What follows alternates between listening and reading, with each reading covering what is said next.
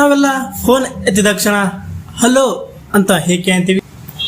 ಇದು Graham bell ಅವರ lover ಹೆಸರ ಅಥವಾ ಇಬ್ಬರು ದಿಗ್ಗಜ ವಿಜ್ಞಾನಿಗಳ ನಡುವೆ ನಡೆದ ಸಂಘರ್ಷವ? ಈ ಅಸಲಿ ಮಾಹಿತಿಯನ್ನ ಈ ವಿಡಿಯೋದಲ್ಲಿ ತಿಳಿದುಕೊಳ್ಳೋಣ.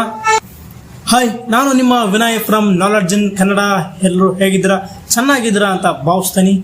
ಸತ್ಯ ಮತ್ತು ಮಿಥ್ಯ ಸರಣಿಯ ಮೊದಲನೇ ವಿಡಿಯೋಗೆ ನಿಮಗೆಲ್ಲ ಸ್ವಾಗತ ಸುಸ್ವಾಗತ. ನೋಡಿ ಸ್ನೇಹಿತರೆ, ಸೋಷಿಯಲ್ ಮೀಡಿಯಾದಲ್ಲಿ ಸುದ್ದಿಗಳು ಕಿಡಿಯಂತೆ ಹರಡುತ್ತವೆ. ಅದು ಸತ್ಯನ ಅಥವಾ ಸುಳ್ಳು ಎಂಬುದನ್ನ ಕೂಲಂಕುಷವಾಗಿ ತಿಳಿದುಕೊಳ್ಳುವುದು ಬಹಳ ಮುಖ್ಯ.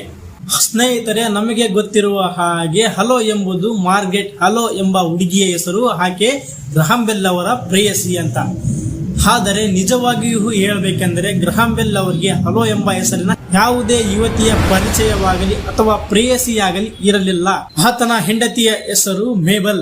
ಸ್ನೇಹಿತರೆ, ಅಲೆಕ್ಸಾಂಡರ್ ಗ್ರಹಾಂ ಬೆಲ್ಗೆ ಟೆಲಿಫೋನ್ ಕಂಡುಹಿಡಿಯಲು ಮುಖ್ಯ ಕಾರಣನೇ ಆತನ ಪತ್ನಿ ಮೇಬಲ್ಗೆ ಕಿವುಡುತನವಿತ್ತು. ಆಕೆಗೆ ಮಾತು ಕೇಳಿಸುತ್ತಿರಲಿಲ್ಲ. ತನ್ನ ಪತ್ನಿಗೂ ಜಗತ್ತಿನ ಧ್ವನಿ ಕೇಳಲಿ ಎಂಬ ಹಂಬಲವೇ ಇವತ್ತು ನಾವು ಬಳಸುತ್ತಿರುವ ಈ ಫೋನ್ಗೆ ಬುನಾದಿ. ಸ್ನೇಹಿತರೆ, ನಾವು ಇದರ ಬಗ್ಗೆ ಅಧ್ಯಯನ ಮಾಡುತ್ತಿರುವಾಗ ಗೊತ್ತಾಗಿದ್ದ ಆಶ್ಚರ್ಯಕರ ವಿಷಯ ಏನಂದ್ರೆ, ಗ್ರಹಾಂ ಬೆಲ್ ಅವರಿಗೆ ಹಲೋ ಎಂಬ ಪದ ಇಷ್ಟವೇ ಇರಲಿಲ್ಲ.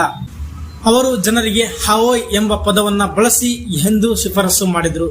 ಆದರೆ ಥಾಮಸ್ ಎಡಿಸನ್ ಅವರು ಹಲೋ ಎಂಬ ಪದವನ್ನ ಜನಪ್ರಿಯಗೊಳಿಸಿದ್ರು. ಈ ಹಲೋ ಮತ್ತು ಹಾವೋಯ್ ಪದಗಳ ಬಳಕೆಯ ವಿಚಾರದಲ್ಲಿ ಇಬ್ಬರು ದಿಗ್ಗಜ ವಿಜ್ಞಾನಿಗಳ ನಡುವೆ ಸಮರವೇ ನಡೆದು ಹೋಯಿತು.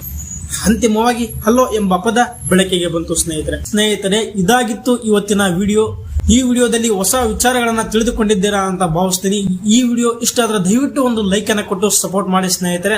ಇಂತಹ ಹಲವಾರು ವಿಡಿಯೋಗಳಿಗಾಗಿ ನಮ್ಮ ಚಾನಲ್ನ ಫಾಲೋ ಮಾಡಿ. ಬಾಯ್ ಬಾಯ್.